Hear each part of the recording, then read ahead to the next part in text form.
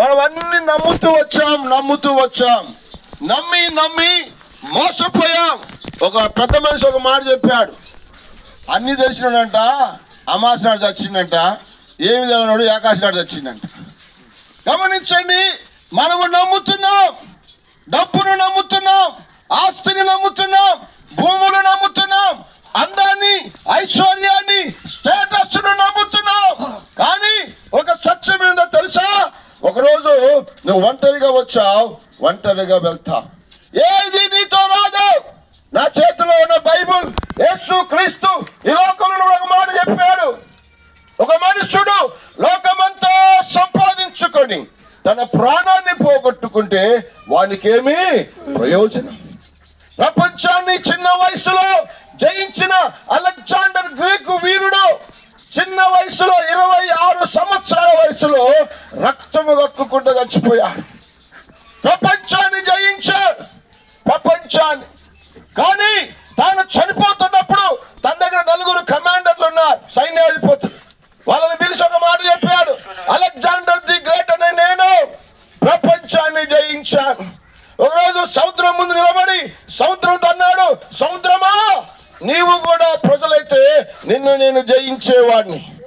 గమనించండి, ప్రపంచాన్ని జయించిన పిన్న వయసులో టీబీ జబ్బుతో రక్తం కక్కుతూ చనిపోతున్న సమయంలో తన 4 సైన్యాధిపతులను పిలిచి అన్నాడు, మీరు ఒక పని చేయాలి, నా శవాన్ని పెట్టెలో పెట్టి నా ముందు మీరేం చేయాలి, డాక్టర్లు నడిపించాలన్నాడు. డాక్టర్లు అంటే ఒక అర్థం కాలేదు. ఎందుకు సార్? డాక్టర్లు అంటే వైద్యం నన్ను కాపాడలేకపోయిందని వైద్యులు చెప్పాలి. గ్రీకు వైద్యం ప్రపంచంలో గొప్ప వైద్యం, అంత సూపర్ స్పెషాలిటీ అయిన గ్రీకు వైద్యులు కూడా అలెగ్జాండర్ ప్రాణాన్ని కాపాడలేకపోయారని సమాధి పెట్టె ముందు చెప్పుకుంటూ పోవాలి. రెండవది ఇంకో కోరిక కోరుకున్నాడు, మీరేం చేయాలి తెలుసా?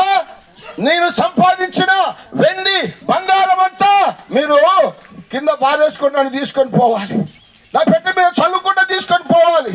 ఎందుకు సార్ అంటే నేను ఎంతో సొమ్ము సంపాదించాను, వెండి సంపాదించాను, బంగారం సంపాదించాను, నేనేమి తీసుకొని పోవట్లేదు, అంత నేలలో పారేసిపోతున్నా. మూడో కోరిక ఏం కోరా తెలుసా? నా 2 చేతులు మీరు బయట పెట్టండి పెట్టెలో అన్నాడు. వాళ్ళకి ఆశ్చర్యం అనిపించింది, సార్ నువ్వు చక్రవర్తివి, ప్రపంచాన్ని జయించిన వాడివి, 2 చేతులు బయట పెడితే మాకు అవమానం. అప్పుడు ఏమన్నా తెలుసా చక్రవర్తి అలెగ్జాండర్ చక్రవర్తిని నేను ఖాళీ చేతులతో వచ్చాను, ప్రపంచానికి తెలవాలి ఖాళీ చేతులతో సమాధికి పోతున్నానని. ప్రియమైన సహోదరా, దేన్ని చూసి నువ్వు ఆశ్చర్యపడుతున్నావు? నీ కులమా, నీ మతమా, నీ డబ్బా, నీ ఆస్త, నీ చదువా, నీ అన్నమా? What is the thing you are proud of your life?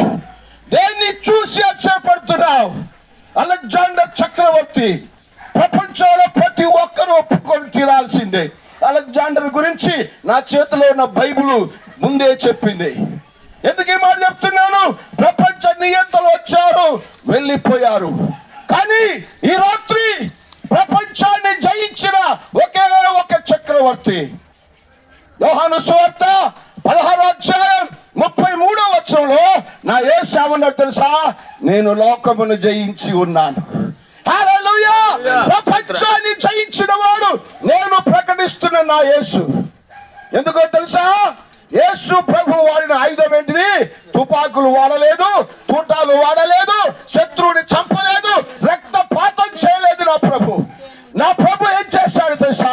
ఆయన వాడిన 2 ఆయుధాలు, ప్రేమ, క్షమాపణ.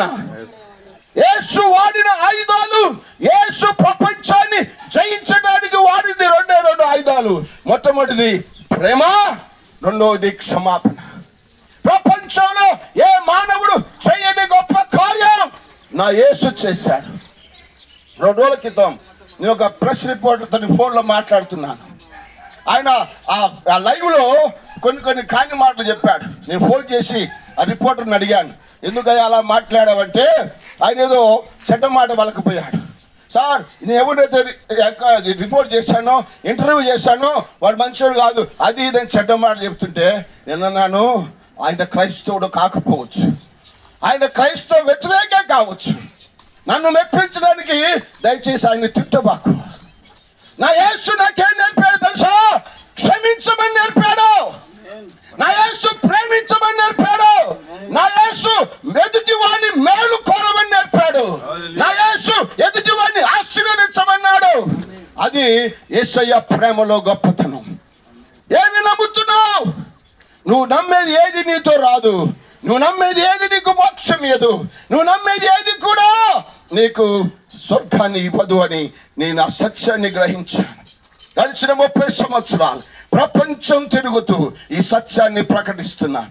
ఈ రాత్రి నీ గ్రామంలో, నీ ఇంటి ముందు ఎందుకు చెప్తున్నావో తెలుసా? మేమేదో ఆశపడి చెప్పట్లేదు. నీ ప్రాణం నరకం నుండి తప్పించబడాలి. బైబిల్ చెప్తుంది, నేడే రక్షణ దినం, నేడే మిక్కిలి అనుకూలమైన సమయం. దీపం ఉండగానే ఇల్లు చక్కబెట్టుకో. ఇది నాకు కాదు, ఇది నాది కాదు, ఇది పరాయి మతం, పరాయి కులం, పరాయి అని నిన్ను నువ్వు మోసం చేసుకోబాకు. You are cheating yourself by ignoring the gospel of Jesus Christ. యేసు సువార్తని నువ్వు తిరస్కరించడం ఏం జరుగుతుంది తెలుసా? నిన్ను నువ్వు మోసం చేసుకుంటున్నావు. నిన్ను నువ్వే మోసం చేసుకుంటున్నావు. నువ్వు కూర్చున్న కొమ్మని నువ్వు నరుక్కుంటున్నావు. One fine day you will be fall into the old ditch. నువ్వు తోకున్న గుంతలో పడతావు. కాబట్టి నేను దేవుని సావుకులంగా మిమ్మల్ని ప్రేమించి ఈ సాయంకాలం మీ దగ్గరకు వచ్చి అతి వినయముగా బ్రతిమలాడి చెప్పేది ఏంటంటే, పాపిని రక్షించటానికి యేసు క్రీస్తు లోకానికి వచ్చాడు. ఎంత ఘోర పాపి అయినా ఆ వ్యక్తిని రక్షించి పాపములు క్షమించి నిర్గీతి నెమ్మది సమాధానం ఇచ్చి ఎక్కడ ఏ క్షణంలో కన్ను మూసినా, ఏ క్షణము ఈ లోకాన్ని విడిచినా నిత్య రాజ్యం, మరణము దుఃఖము వ్యాధి రోగము లేని రాజ్యం, బంగారు వీధులు కలిగిన రాజ్యం, ఆ పరలోక పట్టణం ఇవ్వాలని నా యేసు మమ్మల్ని అందరినీ మీ దగ్గర తీసుకొని వచ్చాడు. అట్టి కృప మీకు, మీ కుటుంబాలకు, మీకు మీ కలిగిన ఆస్తి యావత్తుకు ఉండును గాక. మీ కొరకు ప్రార్థన చేసి ముందుకు వెళ్తాం. ప్రార్థన చేద్దాం.